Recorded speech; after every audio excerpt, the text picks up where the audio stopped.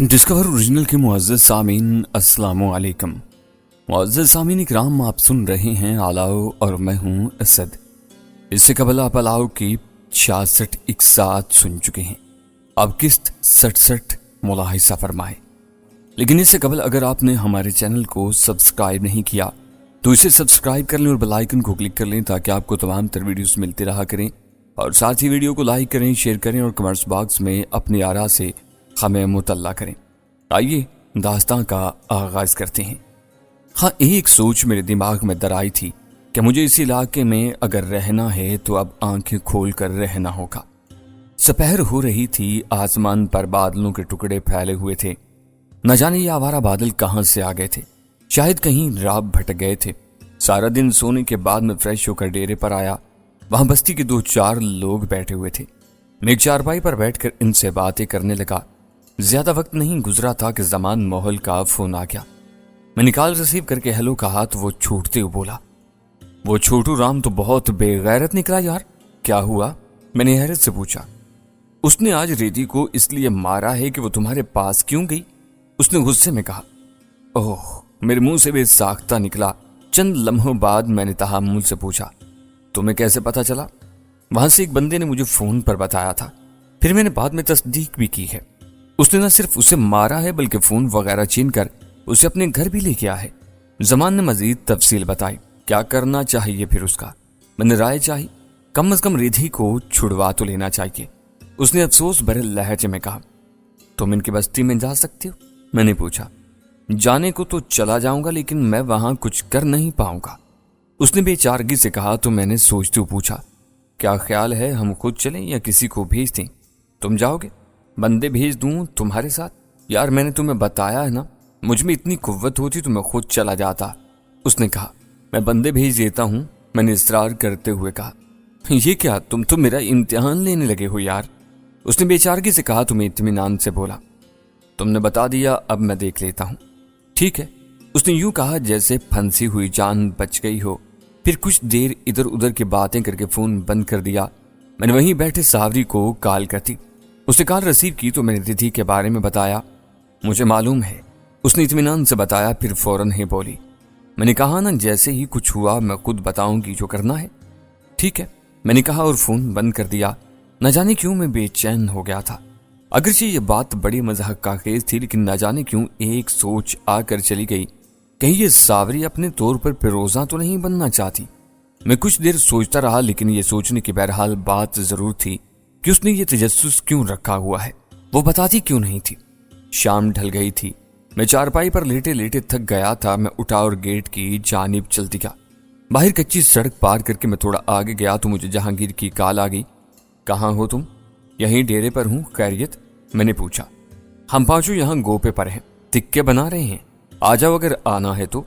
उसने खुशकुन लहजे में कहा तो पीछे से मुदस्सर की आवाज गूंजी, अगर सावरी भाभी इजाजत दे दे तो आ जाओ। मैं आ रहा हूं, मैंने कहा और फोन बंद कर दिया। सामल को फोन करके अपने बारे में बताया। फिर अंदर से बाइक ली और गोपे की तरफ चल दिया। डेरे से गोपे का फासला यही कोई 15-20 मिनट का था। मैं 12 मिनट में पहुंच गया। दरमियान में आग दहकाए वो तिक्के बनाने में मसरूफ थे। अरे तीर की मानंद आए हो यार, शुएब ने हंसते हुए कहा। मैं जरा मुदस्सिर से पूछ लूं, अब मुझे इजाजत लेनी होगी, मैंने कहा और चारपाई पर बैठ गया। सभी एकदम से हंसने लगे। मुझे बहुत अच्छा लगा। शादी सावल की हुई है, सावरी के कमरे से तुम नहीं निकल रहे हो, है ना अजब बात? आफ्ताब ने कहका लगाते हुए कहा। चल यार, 2-4 दिन है, ये भी मौज कर ले। जहांगीर ने कहा तो मैं चौंक पड़ा। उसने जो कहा था इसमें कुछ था। 2-4 दिन मतलब? मैंने पूछा। यार अब यहां सब ठीक है, अब हमें लाहौर चले जाना चाहिए, उसने संजीदगी से कहा। लेकिन मेरे ख्याल में अभी यहां ठीक नहीं है सब। मैंने सोचते हुए कहा तो वो तेजी से बोला, क्यों बख्तावर, मैं नहीं कहता था इस अली का दिल यहां से जाने को नहीं कर रहा है। इसकी वजह सिर्फ सावरी है, वरना अब तो यहां अमन हो चुका है। नहीं यार, सावरी वाली ऐसी कोई बात नहीं। मेरा मन कह रहा है कि ये जो अचानक खामोशी छाई है ना, ये फितरी नहीं है। जैसे ही हम यहां से गए कुछ ना कुछ जरूर होगा। मैंने कहा तो आफ्ताब बोला, दुनिया से चले भी गए तो भी इस दुनिया में कुछ ना कुछ होता रहेगा। ये बातें ठीक नहीं है, बातें बुजुर्गों ही की ठीक हैं। इश्क बंदे को निकम्मा कर देता है और तुम नकम्मे हो गए हो। चल सीख पकड़ा और अपने तिक्के आप लगा। कब जाना लाहौर? मैंने एकदम से पूछा। बस 2-3 दिन में। जहांगीर ने फिर कोई वाज़ेह नहीं बताया तो मैं खामोश हो गया। मुदस्सिर ने मौजू ही बदल दिया था। वो उदयपुर वगैरह की बातें करने लगा था। दरअसल मेरे आने से पहले बख्तावर इन्हें वहां की बातें सुना रहा था।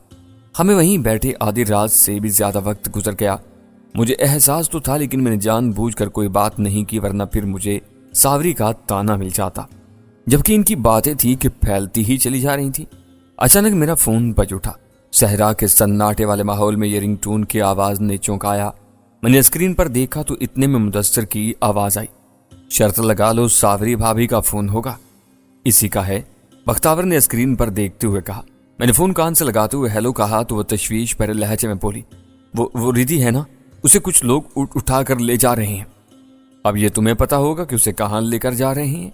मैंने तंजिया अंदाज में कहा तो उसने एक गहरा सांस लिया, फिर बोली, ये वक्त तंज का नहीं है। मुझे ये एहसास नहीं था कि ऐसा भी होगा। इन्हें रोकना होगा। इस वक्त तुम कहाँ हो? मैं गोपे पर हूं सबके साथ। मैंने बताया तो उसने तेजी से मिन्नत भरे लहजे में कहा, तो फिर जल्दी से उनकी बस्ती में जाओ, वो करीब ही है। जिसने तुम्हें इत्तला दी है उसने बताया नहीं कि वो किधर लेकर गए हैं? मैंने पूछा तो वो बोली, मैं दोबारा पूछ कर बताती हूँ। ठीक है, ये कहती हूँ मैंने फोन बंद कर दिया। खान जी बुला रही है ना? ये बताया कितनी देर कान पकड़वाएगी? आफताब ने हंसते हुए कहा तो मैंने जवाब देने के बजाय इस इत्तला के बारे में बता दिया। चल उठ, फिर बैठा क्यों है? बख्तावर ने उठते हुए कहा। रात का दूसरा पहर शुरू हो चुका था। हम वहां से उठ गए। बख्तावर मेरे साथ बाइक पर बैठ गया और इन चारों को गाड़ी पर आना था। गोपे से निकलते ही अंधेरे का एहसास बढ़ गया था। वहां आग थी, बैटरी लाइट थी, हमारे चारों तरफ ठेले थे। दरमियान में बने रास्तों पर हेडलाइट्स की पीली रोशनी थी। दूर दूर तक कोई दिखाई नहीं दे रहा था। एक हू का आलम था जिसमें बाइक की आवाज बहुत तेज लग रही थी। थोड़ा सा फासला तय करके मैंने बख्तावर से पूछा, ये रिधि को किसने अगवा किया होगा? क्या तुम समझती हो कि वो अगवा हुई होगी? मैंने पूछा। इस वक्त लगता तो नहीं, खैर देखते हैं, बख्तावर ने कहा और खामोश हो गया। ये मामला सिर्फ रिधि का नहीं था बल्कि इलाके का था। अब हम ये समझते थे कि जहां तक रसाई है वो इलाका हमारा है। अगर छोटू राम की बस्ती में कुछ हमारी इजाजत के बगैर हुआ था तो उन्होंने गलत किया था। ये ऐसे वाकयात होते हैं जब ताकत दिखाई जाती है। ताकत का यही मुजाहिरा दरअसल यहाँ की आवाम को महकूम बना कर रखता था। सदियों से ये निजाम यूं ही चला रहा था, इसलिए यहाँ की आवाम की घुट्टी में पड़ गया था। वो इससे बाहर निकलने का सोच भी नहीं सकते थे। इन्हें वही हाकिम दिखाई देता था जो इनके हिसाब से ताकत का मुजाहिरा करता था। मैं ये सोच चुका था, पहले इन्हें इस पुराने तरीके से ये बावर करवा दूंगा कि मैं हाकिम हूं, फिर इन्हें बदलने की कोशिश करूंगा। मैं यही सोचते हुए बाइक लिए जा रहा था कि बख्तावर की आवाज ने मेरी सोच का तसलसल तोड़ दिया। उसने पूछा, ये इनका लाहौर जाने का क्या प्रोग्राम है? समझ में नहीं आया। मेरी भी समझ में नहीं आ रहा। मैंने जानबूझकर कहा, जाहिर है इन्हें वहां से किसी ने भेजा है ना, वो तुम्हारे और मेरे पाबंद थोड़ी हैं। पीछे कोई बात हुई होगी। अब इन्हें तो जाना ही है, हो सकता है तुम्हें भी जाना पड़े। उसने मेरे कान के करीब कहा, शायद मुझे भी जाना पड़े, लेकिन तुम संभाल लोगे ना यहाँ सब कुछ? मैंने कहा तो मेरे लहजे में एक हसरत थी। न जाने क्यों मैं इस रोहे से नहीं जाना चाहता था। यार अगर सिर्फ हौसला देने की बात है तो मैं कह देता हूं कि हाँ संभाल लूंगा, लेकिन माहौल तुम्हारे सामने है, कहीं से भी कुछ हो सकता है। उसने साफ लफ्जों में कहा तो मैं खामोश हो गया। मैं शायद कोई बात कहता, अचानक मोड़ मुड़ते हुए सामने से तेज हेडलाइट से आंखें चुंधिया गईं। मैंने पहले तवज्जो नहीं दी थी, वरना इस वीराने में रोशनी का थोड़ा सा एहसास तो हो जाता।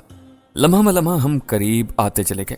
बिल्कुल करीब आकर पता चला कि वो एक खुली जीप थी जिस पर कुछ लोग सवार थे। उनकी रंग बिरंगी पगड़ियों से शक हुआ कि वो राजस्थानी हैं। मैं चौंक गया, कहीं यही हमारे मतलूबा लोग तो नहीं थे। चंद फुट के फासले पर उन्होंने ब्रेक लगाकर जीप आहिस्ता की। फितरी तौर पर मैंने इन्हें देखा तो अचानक एक चीख बुलंद हुई, अली! एकदम से मुझे समझ आ गई कि ये वही लोग हैं। ये तो रिद्धि की आवाज है। जब तक मैं समझा वो जीप मेरे करीब से क्रॉस कर गई थी। चीख फिर से बुलंद हुई लेकिन घुटी घुटी थी। मैंने एकदम से ब्रेक लगाए और बाइक को मोड़ा। वो मुझसे थोड़े से फासले पर थे। अली, सामने सब फायर हो सकता है। बख्तावर ने ऊंची आवाज में तंबी की। तुम किस लिए हो? पिस्टल निकालो, अपना भी और मेरा भी। मैंने तेजी से कहा और रफ्तार बढ़ा दी। उसने मेरा पिस्टल भी निकाल लिया था। बख्तावर ठीक कह रहा था। फायर होना मुमकिन था, लेकिन सामने से एक गाड़ी की हेडलाइट्स चल रही थी। मुझे इन्हें रोकना था, लेकिन वक्त इतना कम था कि इन्हें फोन भी नहीं किया जा सकता था। मैंने लम्हे में सोचा और रफ्तार तेज करते हुए जीप को क्रॉस किया और उसके सामने चला गया। अब मैं दोनों के दरमियान था। दोनों को ब्रेक लगाना पड़े। जीप भी रुक गई और गाड़ी भी। मैंने बाइक को छोड़ा। बख्तावर से पिस्टल लिए बगैर मैं जीप की जाने पड़ा। जीप में 4 अफराद थे और इनके दरमियान रिद्धि बैठी हुई थी। मुझे देखते ही वह हज़ियानी अंदाज में चीखी, मुझे बचा लो अली, ये मुझे ले जा रहे हैं। कहाँ ले जा रहे हैं और क्यों? मैंने सख्ती से पूछा। पता नहीं कहाँ ले जा रहे हैं, उसने तेजी से कहा। तो इनमें से जो ड्राइवर के साथ बैठा हुआ था बड़े तहम्मुल से बोला, देख भैया, हमने इस छोरी को छोटू राम से खरीदा है और अब लेके जा रहे हैं, उतार इसे। मैंने सख्ती से कहा, ना भैया, ये तो ज्यादती है, हमने पैसा भरा है इसका। नहीं यकीन तो पूछ लो छोटू राम से, उसने तेजी से फोन निकालते हुए कहा। नहीं, मुझे नहीं जाना इनके साथ, रिद्धि चिल्लाते हुए बोली। तो मैंने भी तहम्मुल से उसे समझाते हुए कहा, जब लड़की तुम्हारे साथ नहीं जाना चाहती तो फिर तुम इसे जबरदस्ती क्यों ले जा रहे हो? नहीं ले जा सकते। मैंने महसूस किया कि इस वक्त बख्तावर मेरे दाएं जानिब आ खड़ा हुआ था। उसने हुली से पिस्टल मुझे पकड़ा दिया। मैंने गाड़ी की तरफ देखा, वो चारों भी उतर आए थे। भैया, हमने कुछ नया तो नहीं किया, हम व्यापार करते हैं, उसी राजस्थानी ने शिकवा भरे लहजे में कहा। तो मुझे एकदम से गुस्सा आ गया। मैंने उसे जीप से उतारते हुए सख्त लहजे में कहा, तुम नीचे उतरो वरना मैं तुम्हें गोलियों से छलनी कर दूंगा। खिलाफ तवक्का वो बड़े आराम से उतर आया। मैंने एक मजीद राजस्थानी से कहा, तुम भी आओ। वो भी उतर आया। तो मैंने चारों की तरफ इशारा किया। वो समझ गए कि इसे साथ ले जाना है। फिर बख्तावर से कहा, इनके साथ बैठो और गोपे पर ले आओ। फिर रिद्धि की तरफ हाथ बढ़ाते हुए बोला, तुम आओ रिद्धि मेरे साथ। मेरे कहते ही रिद्धि तेजी से जीप में से उतर आई। बख्तावर जीप में बैठ गया। मैं बाइक की तरफ बढ़ा तो रिद्धि मेरे पीछे आन कर बैठ गई। कुछ देर बाद हम गोपे पर थे। इन चारों को चारपाइयों पर बिठाया, खुद भी इर्द गिर्द बैठ गए। इन्हें पानी पिलाकर मैंने पूछा, अब बताओ ये कैसा व्यापार है? भैया, ये हम कौन सा नया व्यापार कर रहे हैं? लड़की बिकती है, हम खरीदते हैं और बेच देते हैं, हमारा यही व्यापार है। कल छोटू राम से सौदा तय हुआ, उसने खुद हमें बुलाया था, इतनी रात गए चोरों की तरह व्यापार? मैंने गुस्से में पूछा। भैया, कुछ व्यापार के असूल भी होते हैं ना, उसने खुशामदाना अंदाज में कहा। तो मैंने पूछा, जब यह लड़की तुम्हारे साथ नहीं जाना चाहती फिर क्यों? सभी ऐसा करती हैं। अगर इन लड़कियों की माने तो हमारा धंधा तो चल ही नहीं सकता, हम कुछ न कर सकें फिर।